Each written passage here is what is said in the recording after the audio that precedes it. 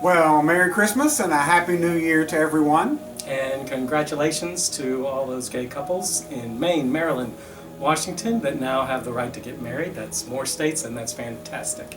And also thank you to Minnesota for voting down discrimination in your Constitution.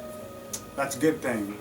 We're going to talk briefly about what it's like for us to grow up and why we've done what we've done. So I'm going to start. Growing up gay, grew up in Mesquite. It was a little on the conservative side here in Mesquite. In high school, I would have to say that my high school experience was probably not the best in the world. In fact, I actually hated high school. On a daily basis, I was picked on, made fun of, and a real tough time for me. Graduated at midterm because I could, because I did not want to spend the second half of my senior year in high school with people constantly picking on me. And of course, I never gave in to the fact to let people know I was gay because it just gave them power over me. Later on, I figured out that they actually had power over me by me just letting them get to me in the first place. And what it was like for me, too. I also grew up in the South, and you were told by your church, you were told by your family, you were told by your friends that it was not okay to be gay. And one of the reasons we're doing these videos is to say, for sure, it is okay to be gay, and it is okay to be yourself. And I would look to sources and try to find, ways, friends to advise me, and everybody told me in the time in the 70s that it was not okay, and it's so much better now that it's open at least to the idea that you can be gay. I remember attending a church ceremony or a church service where back then they had a gay character on soap series, and they preached a whole sermon about how it was not even okay to have a gay character on TV. And they wanted to make clear that we couldn't be seen, we couldn't be heard, and we couldn't be condoned. And now, today, we have shows like Modern Family where it says it's okay to be gay. And part of our doing these videos is to say, it's okay to be gay, and it can get better in the sense that you can find somebody that you love and want to get married to. That, and we're also trying to show that we're just like everybody else. We don't have some strange power to destroy people's marriage and things of that sort. We're just people, just like everyone else.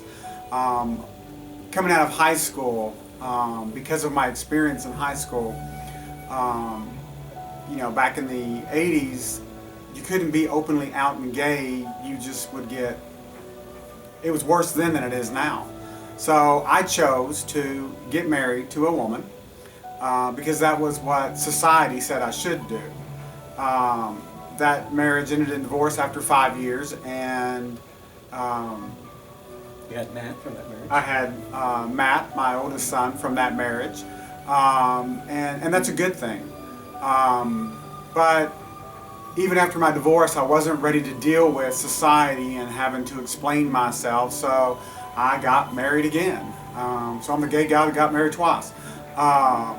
And and that marriage ultimately ended in my wife's death.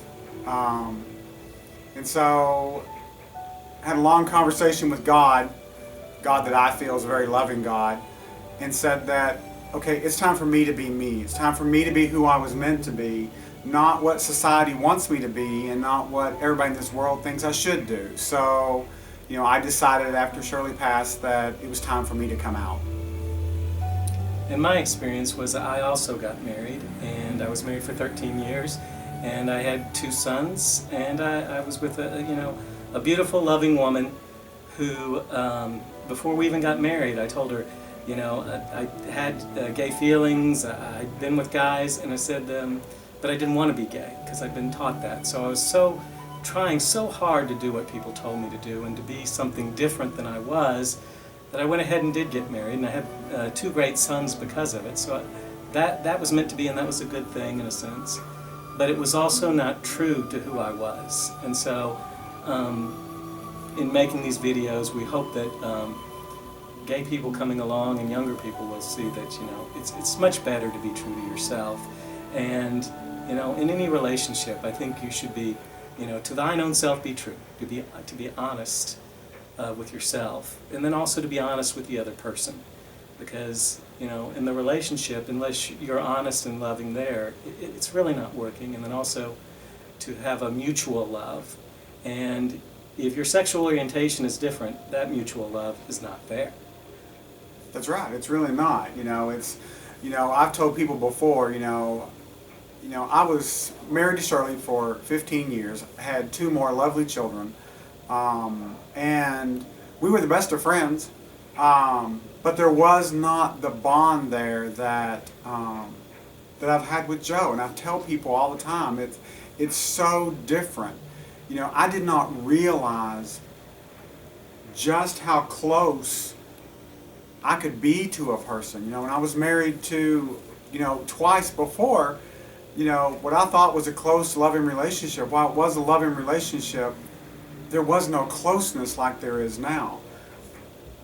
I am so close to him and enjoy that closeness and just feel deep down at a core level that that's what it's supposed to be, and that's what it means to be close to someone, that it's better. It's better for me as a person, it's better for my children, it's better for all my friends, because I'm not living this lie that society wants me to live. It's just better. My family's all on board with it.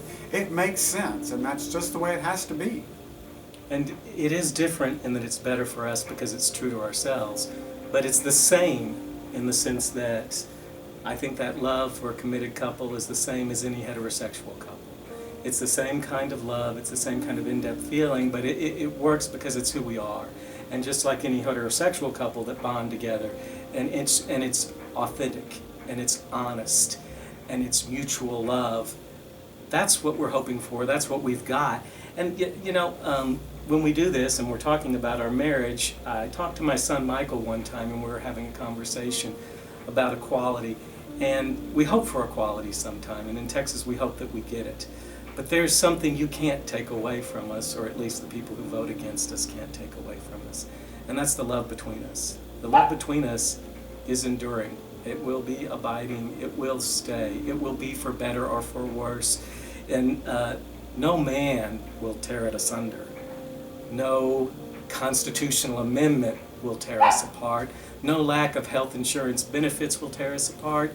No, nothing is going to take our love apart, because we're not going to let anybody take our love apart. We've done it. We've tried it. We've listened to what other people said.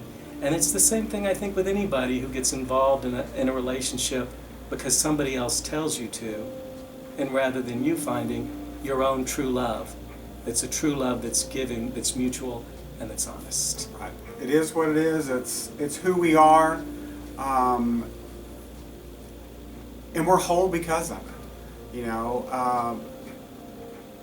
I just can't say enough about how much happier I am as a person to be living who I believe 100% with all my heart that this is the being that God meant me to be. I didn't choose it. It's the way it is. You hear the question that gay people ask straight people all the time. When did you choose to be straight? When did you sit down at 8, 10, 12, 14 years old and say, I think I'll be straight. I don't think I'll be gay. You didn't, because it doesn't work that way. We are who we are, and we're happier and better because we are now living who we are and who God meant us to be. And that's so important for a healthy relationship and just a healthy life in general. And for our healthy family. Because we have 5 kids, and we try to set an example for our 5 kids of what it means to be a loving couple. And marriages that aren't based on honesty and aren't based on that kind of abiding love, that's not the example to set. And when I eventually came out, one of my motives was, to break away from that kind of fear of what other people were saying and doing, and realizing I need to set an example for my kids to say, look, don't let somebody else tell you what's true. You find in your heart what's true, and you follow it, and you follow it with love. And that has been a much better choice for me. It took me a while to get there, but it's been a much better choice. So, tune in again. We'll try not to make the next episode quite so long as this one. Our goal is to do one a month, and we're going to try to hit that. That's our New Year's resolution this year, is to make sure we get one a month. So, Happy New Year to everyone. Have a safe holiday. Hope everything went well. Enjoy life and love who you are and who you were meant to be. Yes, Happy New Year, and save the date, September 19th. It's the same date our parents got married, and we're going to get married on that day. See you soon. Bye.